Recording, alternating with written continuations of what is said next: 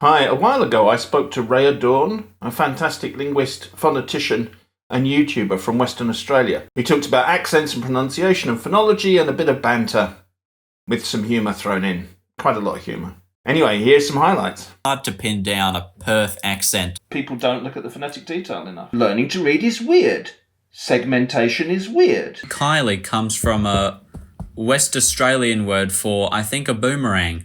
I was fiddling with it for a second, and now it's gone off. I've actually spoken to Rhea twice, but the first time one of us forgot to turn on the video, and it wasn't Rhea. So some of that conversation is going to be included in this video with some interesting, colourful, wavy things. I started off by asking Rhea how they'd got into phonetics and accents and pronunciation and stuff in the first place. So I've got autism, which means that I have very fine hearing, and I can discern differences in sounds really, really strongly, Wow. and I can hear them. I'm very sensitive to them. Yeah. It's similar to I'm also really interested in music and things like voice acting, anything to do with noise. I'm just super passionate about. I've just kind of always been into accents. And then I guess I got into linguistics and I found out that you can analyze accents in a scientific way, and I'm like, ooh, fascinating. Both Rhea and I studied linguistics at university. Well, Rhea's still studying. Mine was a bit longer ago. And I think we both enjoyed kind of analysing the accents of our fellow students. So here's Rhea talking about some of the things that are to be heard in a Western Australian university in 2025.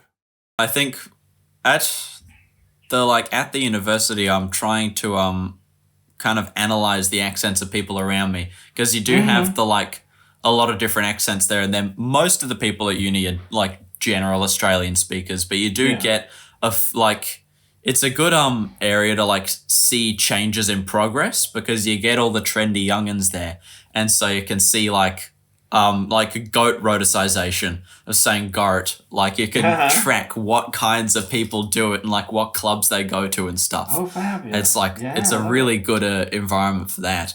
I've noticed a lot of mid-onset face diphthongs at this place, which is eerie. The onset of English style diphthongs. So give us an example of a mid-onset face diphthong, and then compare that to yours. Well, like you would say face or something like that. Like a lot of people are good. a lot of people at the uni would say like imagination or great ingratiation with the onset for the diphthong, whereas mine is more Like my face diphthong kind of varies, because most of the time for a diphthong, the onset will be an actual like stressed monophthong as well. And it's just kind of goes along. But mine is detached from that because of the anti-clockwise vowel shift, which we talked about last time in the forgotten episode. But like the onset of my face diphthong is kind of detached from the anchor that used to be the strut vowel. And so my dad's face diphthong starts at his strut vowel and goes face.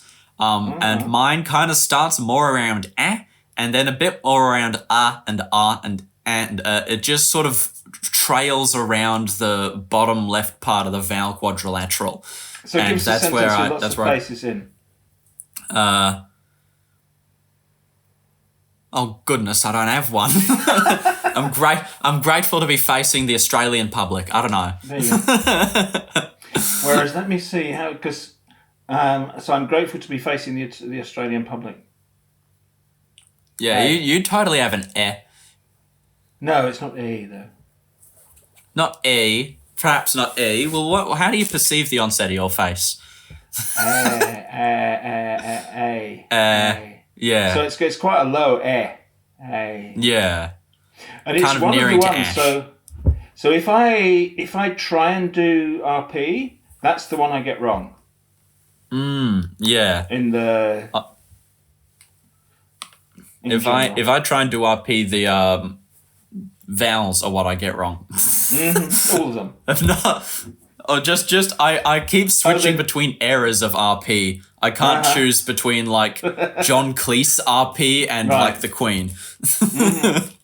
There's an interesting change that's been going on for a while in what we call the trap vowel in English. We give names to vowels based on like an example word, so trap. So in my speech, there's no difference between the vowel in trap and pat and the one in pan. Or is there? Anyway, that's another topic that Raya and I touched on. If I say like pat and pan, you can hear that pat has a slightly lower vowel than pan. And it's sort of getting raised back up to its previous position, pre-nasal. And so it's also, that's one part of it, it's also getting lengthened, and that lengthening seems to be getting spread to other words as well. Mainly before d and before g. Any other consonants? No, it's never before b, and there's never prenasal tensing before ng. It's just this patchy sort of pattern around which consonants happens before, but it is associated with the consonants. Yeah, because I've got quite a big length difference, depending on whether before a voiced or voiceless consonant. So back, bag. Right. Yeah. But I don't think. Well, do you have it before B? Cap, cab. Not so much, but I think cab's longer, isn't it? Maybe slightly, but I would say it's much longer before G. Yeah. And so you might have the roots of it as just an allophonic distinction. Mm-hmm. Another way that accents of English differ one from another is in the pronunciation of words like trap and bath, or trap and bath, or trap and bath, etc. I do get a lot of funny comments on my videos, and one of them's like I told you about in the lost episode. I used to have a much more advanced trap bath split than I do now, and so when I'm talking as casually as I can, and then it sort of disappears, and I go back to the kind of Perth standard of no R in advance or France or chance, and going back to air. But every now and then when I'm in my presentational voice and I'm trying to speak as clearly as I can, the mental association will make me swap back to a more advanced trap bath split, and I'll say things like advanced and chance an example. And I get people commenting, and they're trying to take stabs at where I'm from based off of my trap bath split. And it's like, if you're just going off of the state capitals in Australia, then you'd be right, and it'd be much easier. But since I'm not from the state capital, people can't get it right because I'm from one of the many places that is not Perth in Western Australia. They're all sat there I can tell from the distinct way you said chance, you must be from Adelaide. And I'm like, nah. No. Well, that seems to be a thing, though. I mean, when people were commenting on my attempts, it was if you say example, you must be from Adelaide or posh. Or posh from Adelaide. So that seems to be a kind of... There's just more variation outside of the capitals, after that. That kind of goes as a general rule for most of the state capitals, but outside of those cities, you get a whole lot more variation than anyone seems to realise. I've had a bone to pick with Australian linguists for the last few years because they insist that everyone's always insisted that Australian English is homogenous, and that's false. And I can prove it because I'm the only linguist who's studied Australian English who is not from a city. I'm the only one who's grown up in places that aren't Brisbane or Sydney or Melbourne. And I can verify from lived experience that people from different parts of Western Australia, even whitefellas from different parts of the state, will have different accents. And I've been able to pick people from being up the Kimberley way, because they have their particular price diphthong where they start at O and go price, but they go all the way up. And then in the Midwest, you get starting at O but going to strut instead, and you get price. And in the down south, you get the Douth accent where the mouth starts at E and goes to R. There's all sorts of internal variation, especially in the broader dialect, but people are just don't notice it because they're all of the people that they're studying are from cities, and all of the lived experience of Australian English is in the city. there's this overly urban perspective on Australian English that's really hampered the study of its variation, I think, because people just aren't noticing the differences that are there. Yeah. I've done a couple of videos where I was trying to sound Australian, and one of the things that caught me out was something called the Holy Holy merger, where I said solo, and it should be solo.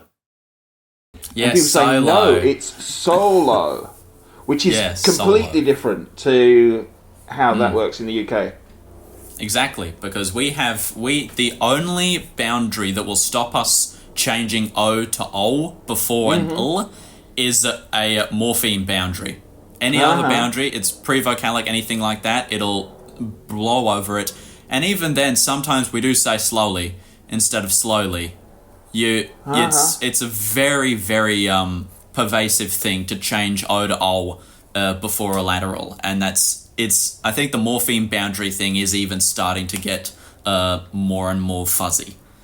Ray and I discovered that we both say "oh" in interesting situations instead of "oh." I think I say both. It's like "oh, really?" but "oh." Not quite sure what the differences are, but anyways, here's our version of the conversation on it.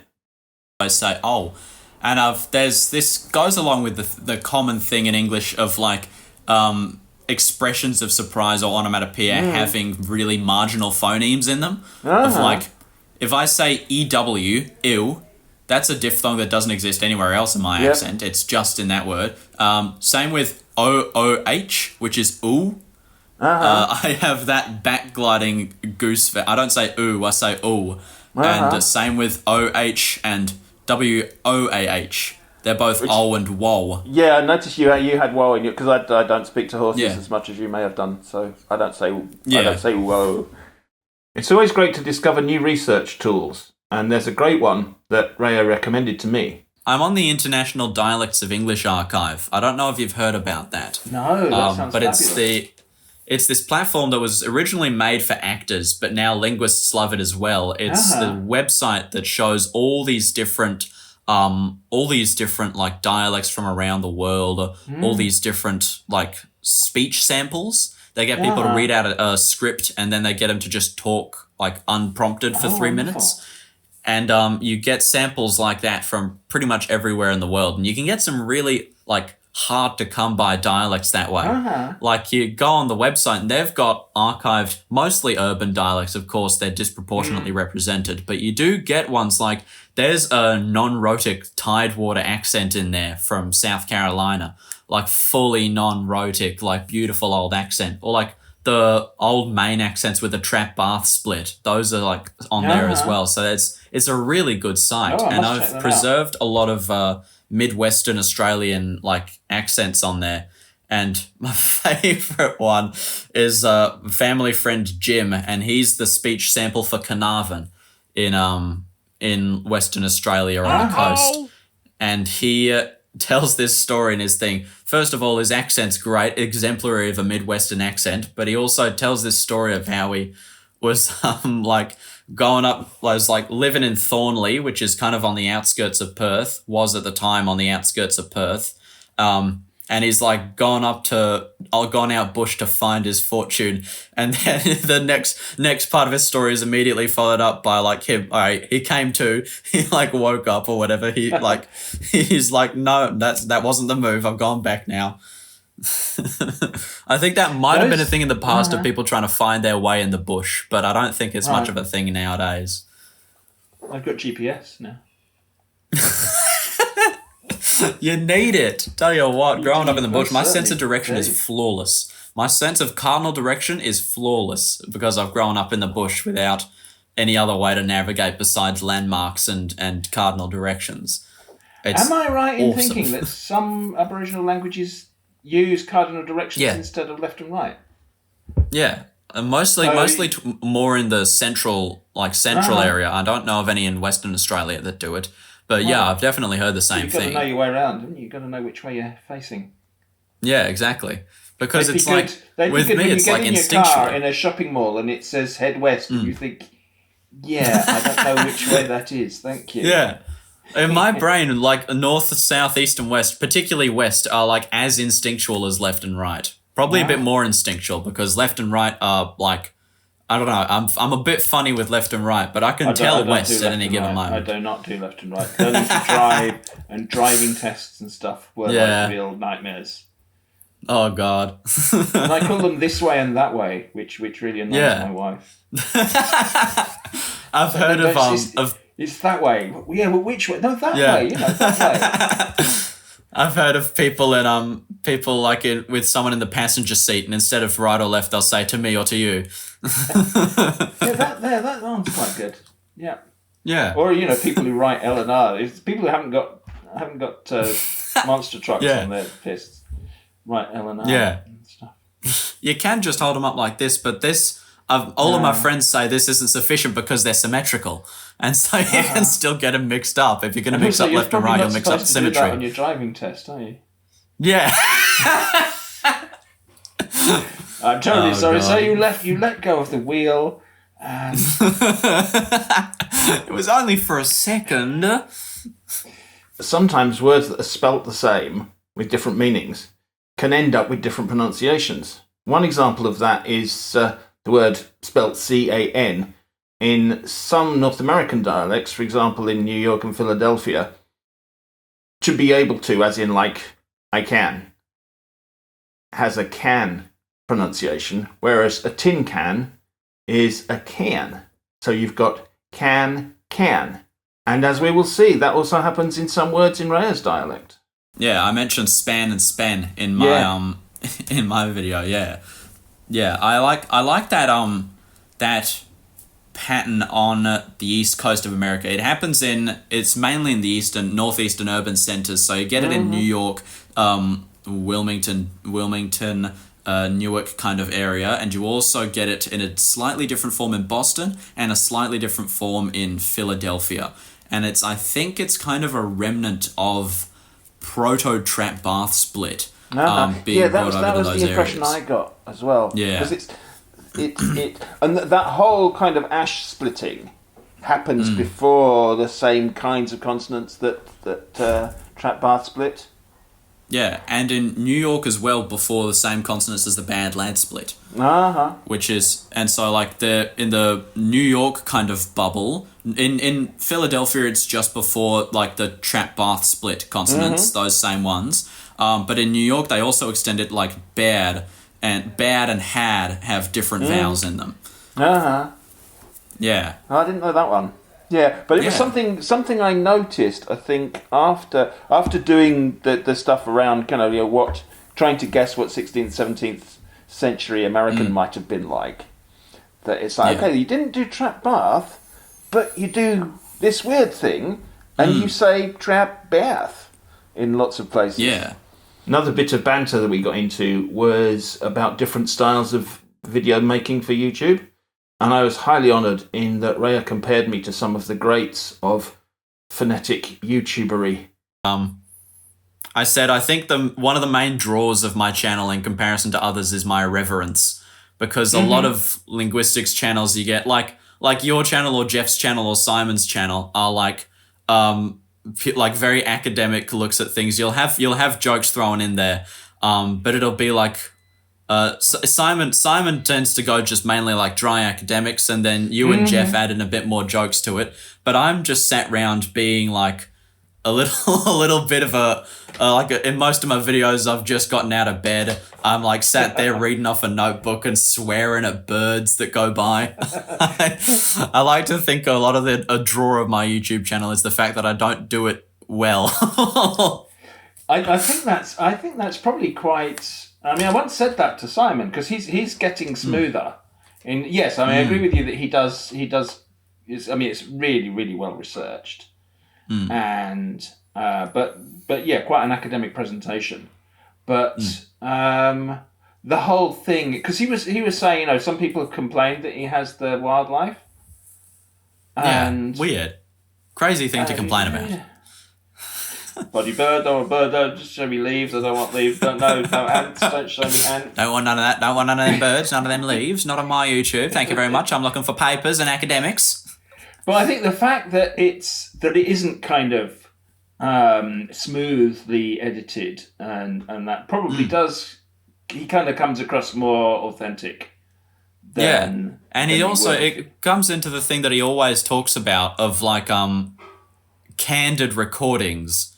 He's very interested in like recordings trying to seem candid and like as natural as possible. He's always gone on about like nostalgia and the old videos, which are like the documentary he talks about from the 70s, which is just like candid footage of that Southeastern family. Yeah. I feel like that's kind of a through line with how he makes his videos, is they're very candid and like natural seeming. Mm-hmm. Something reminded me when you were saying about this database for actors that your family friend participated in. There's one, I don't know if you've seen, Trudgill did this thing in the 80s. I think it was just UK accents. But some of the stories are fantastic.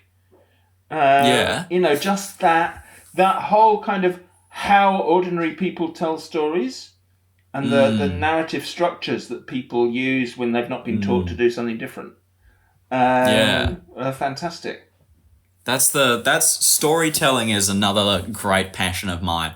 Like alongside music and linguistics, I've always been a fan of like Michael Rosen and like all these storytellers from Maine and storytellers from my local area. It's like a huge part of what gets me like through linguistics as well. I'm like always looking, if I'm trying to find an old accent documented somewhere, I'm always looking on folklore archives and like folklore databases trying to find stories in that dialect, because it's also a really good naturalistic sample of the dialect as well. Yeah.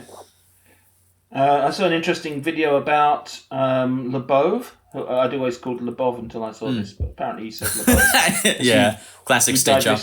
He died recently, and he was big on kind of getting...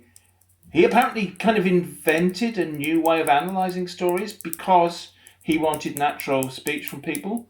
So he kind of came up with this way of asking people questions and getting them to tell stories that would relax them and get them to use their real language rather than their posh version of what they thought they should be saying on tape. Yeah, that's like love Bill LeBeau's work. I've read like all his Martha's Vineyard paper and his New York City paper. I'm well into the Bill LeBeau rabbit hole. So I'm thinking of doing like. Oh yeah, no, carry on. One of my aspirations as a linguist is to do a geographical study of Australian English, because like I said, I'm sick and tired of people sitting there in their offices in Sydney and telling me that there's no variation between Meekatharra and Magnet. I've got to get out there on the field, and I'm gonna do field works like LeBeau pioneered. And one of the things I've got to get into is like the actual conducting of the interviews, and that's like the way I've got to look into what you just said about like getting people to tell stories, because you get a lot of good storytellers out in the bush. I bet. Storytelling's like a common skill, spinning yarns. Something that I'm fascinated by is multicultural London English, which is a variety of English that's grown up over the last kind of 40 years. So I was wondering what multicultural varieties there were in Australia. Multicultural Australian English is a lot more varied, I think, because of course it's a whole country, and each different immigrant group, like, I don't know, people from like the Levant, people from like Lebanon, and also places like Palestine and Jordan and that mob all seem to come into Australia, and their communities unite because they're all from the same place, and so their accents unite. And there's also a lot of overlap with other immigrant groups, like people from Asia or people from the Mediterranean. But they all sort of form different subsections. Depending on your heritage, you get a different subsection of multicultural Australian English. And so there's Greek influenced and there's Lebanese influence. Yeah, there's like Greek influence, Lebanese influence, and they all do have overlapping features. Like, I don't know, goose fronting is really big. They have a very fronted goose a lot of the time, and like a very narrow face diphthong, not like mine. They have like a face starting from e.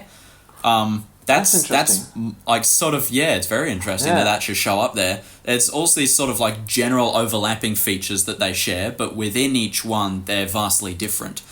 And I'm not so sure about how like Lebanese communities from Melbourne and Sydney and Perth, how they all compare to one another. I'm not so sure about the fine-grained differences there, because I imagine it'd be a city-by-city thing. Are you familiar with Agma Schwa, or like the Cursed Conlang Circus? It's this other corner of linguistics YouTube that I'm involved in, where people, you know, conlangs? I do. Yeah. People make, it's hosted by a guy called Agma Schwa, and it's just people getting together and trying to make the worst conlang that they possibly can. Just getting like the most agonizingly terrible, or like it. A lot of them are just so like bizarre and twisted that they're brilliant. That kind of like humor, and it's all these people competing to try and make the worst one, like the worst of the worst. Fantastic. And yeah, I've participated in the last 2 years. The year before last, I made a language which is spoken like through music. Like it's a musical language, and you get bits of music that equate to meaning. But I made it like as finicky and complicated as possible, of like a music snob who's trying to differentiate as many genres as possible, and the average person listens to them and is like, this is the same stuff. I've just been like, and all this like unnecessarily in-depth music theory. It's great fun. And then this year just gone, I did a parody of this conspiracy theorist who's on Netflix at the moment. He grinds my gears, so I made a persona kind of parodying him, and talked about how the first human language was spoken by aliens who landed at Atlantis, and trying to like build this conspiracy theory story. And that's the kind of stuff that people make for it. During the like aftermath of the competition, there was this live stream that we did where we sat round and we sort of recapped our entries and went over the competition in retrospect. And we were having technical difficulties at the start of the live stream. Like Agma Schwa was hosting it, and he sat there. If you're watching the live stream, all you see is him frowning in the corner as he's trying to get the like settings to work and fiddle with his computer. And all the rest of us are on the call in the background, inaudible to the audience. And while we're sat back there, I'm decided to tell a story. And I'm just like, well, hey guys, want to hear about the time my dad got in a fight with an emu? And everyone's like, yeah, sure. And so we're telling this story, and then midway through the story, like just before the climax of the story, the audio suddenly starts working and the audience can hear me. And if you watch back the live stream, it's just like silence for about 6 minutes. And Agma Schwa frowning and trying to fiddle with the settings. And he presses one button and you suddenly just hear me go, now my great-grandfather Chalajak, he always told my dad, if you ever get charged by an emu, you got to hold your ground because it'll swerve off at the last second. And it's just in the thick of this story about getting charged by an emu, and the audience comes in. And like a second later, one of the people on the call goes, oh, we can hear you. And I just stop. I'm like, what? I'm not meant to be audible right now. Wow. And another wonderful video that I saw of yours was talking about gender pronouns or gender marking in general in various languages, and I found that fascinating. And then that got me thinking about, you know, some of the less formal ways that we mark gender in English. So that the mate, pal, love, dear thing, where we don't have different second person pronouns, but you're kind of gendering someone by saying, here you go, mate. Yeah, they're like form of address, exactly. We've got a lot of that in Australia as well. A lot of people don't admit it. Like a lot of people who are more like on the woke side of things, who are more conscious of it, will say like, oh, guys, I use guy gender neutrally, but it's still very much encoded in our speech that guy and mate are more masculine, and there are not as many feminine equivalents, and there's hardly anything which is actually gender neutral. Right. Most people are just sort of co-opting the various words, and I think that's the same in most dialects. Yeah, I mean, there's big debate in the US about whether guys is marked as male or not. Yeah. Here it fully is, but some people won't admit it. I mean, it's kind of weird in that in California, y'all doesn't really happen. And so if you want a second person plural, you guys is what you have to end up with. Yeah. But I think in that sort of grammaticalized case, it applies. Yeah, but then people are saying, "Oh, hang on, no, I'm not a guy, thanks." Yeah, it depends. I think the best way to tell whether a word like that is gendered or not is to see whether both male and female people do it. Yeah, because I think you'll find women addressing each other by guys a lot less than you'll find guys addressing each other by guys. Yeah. And I think that's a good sort of litmus test to actually figure out what a clearer picture would be. In the comments, people in California, do you notice a difference whether people who identify as women say guys more? There's also, talking about grammaticalization of that, the possessive of you guys is your guys's. Your guys's. Which that is rocks. Bizarre. That's awesome. It is, because it's because you know some Russian, don't you? Yeah, a little bit. So it's almost like, okay, we've got you guys. How do we put it into the possessive? Right, we will put it in the genitive. So the genitive of you is your, and the genitive of guys. The genitive of guys is guys's. And so you've actually kind of genitivized both bits, which we don't do in English.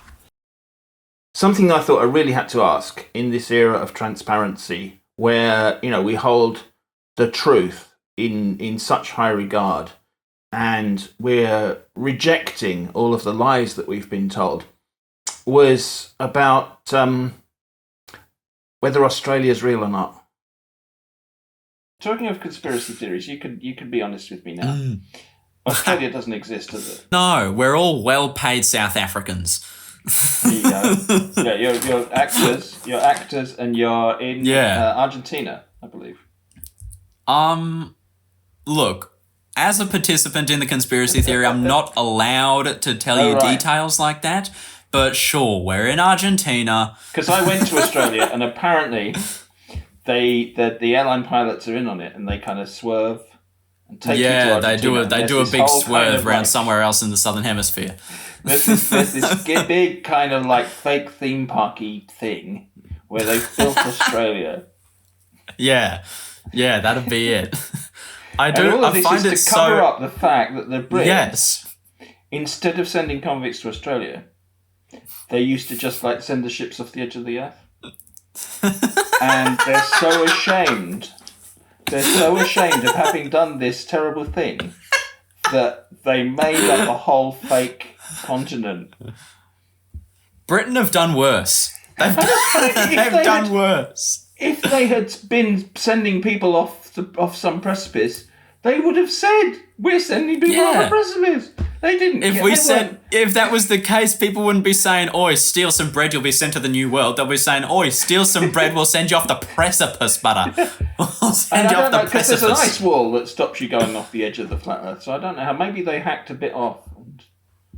Look, it's all insider information, so I'm not really allowed to engage in this. But it must be difficult. At what point did your parents tell you that you were an actor? It was the other way around. At one point, my parents told me, all right, for the rest of your life, you're going to have to put on an accent and you're going to have to pretend to be from Badimaya country on this region. Fabulous. You do it very well. I'm impressed. Thank you. I think I am very convincing. The emu stories, they really do build it up. There's no such thing as an emu, of course. They're animatronic. Of course, right. Yeah, we paint ostriches. Where would they come from? Yeah, absolutely. all those other animatronic animals that you pretend to have there in your bit of Argentina. Obviously, yeah. As a Southern Hemispherian, I have this weird grudge against the Northern Hemisphere, right? I'm sat here as an Australian on the bottom end, and I'm just like, you've got it so good up there. You get a white Christmas. The songs don't make sense for us down here. All of your seasons, they're all flipped around backwards way, and you think they're the default, but we're the right ones. We're in the right here. Summer is meant to be in the end of the year and the start of the year. Absolutely, so it should be. Yeah. I'm always very careful to not say things like winter solstice. And that. Yeah. So I'm always mindful of my other hemisphere friends. Yeah, I'm the opposite way. I just go off of my cookie for that. solstices. No, I want a cookie for that. To be, Yeah, it's my I version of wokeism. Your version of wokeism. Oh god, I said in the lost episode, I said woke, semi-ironically, but I'm not good at vocal intonation, so I don't know if it will come across as being ironic. So I just want to clarify. Nuh-uh. I can put some kind of ironic graphic or something. Australia isn't real, and Australia is an idea made up by the woke left. It's true. It is. It's how it works. It's always been this way. There was some YouTube video about flat earthers, and I said, what do they think? The millions of people who are like making it up, all of those NASA employees, what do they think they get out of it? And this guy said, money. What do you? What money is there to be made by pretending the Earth is a globe? I mean. Yeah, do they get a bonus for each person they convince? Or do they just is it just part of the job listing? Probably, yeah. Well, I mean, you guys probably, what else would you do there, sit in the middle of the pampas? I'm not allowed to disclose, Dave. No, I'm not allowed to say. I can understand that, but, I mean, the money you must all make, these actors, and you probably got this guy, there probably aren't as many of you as we think. Do you think that we built Uluru for free? Do you think that was cheap? No, these sound stages cost a lot of money, you understand? It's papier-mâché. That's why you're not allowed to climb up it anymore. They don't want you tapping on it. It took a lot of a hair and makeup team to get Peter Dutton looking the way he does. It's not cheap to run this place. Well, I hope you enjoyed that. Do check out Raya's channel, which is linked somewhere here. And, of course, come back and watch some more of my videos. And who knows, maybe Raya and I will talk again together at some point in time. Anyway, take care. Peace.